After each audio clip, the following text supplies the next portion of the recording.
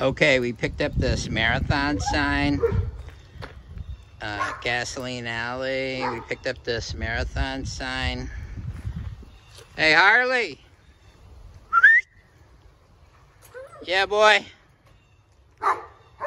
Yep.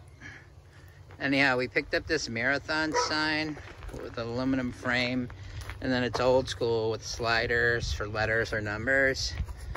So we're gonna convert this marathon sign to Marcelo's farm.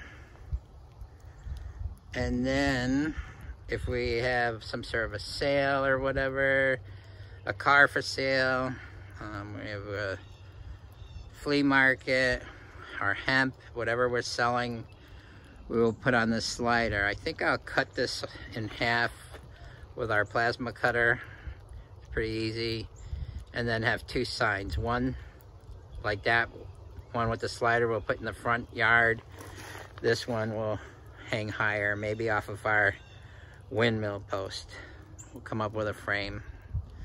All right, that's it. But we used our trusty 95 G30 ramp van. And there we go, Gasoline Alley. It's back at home.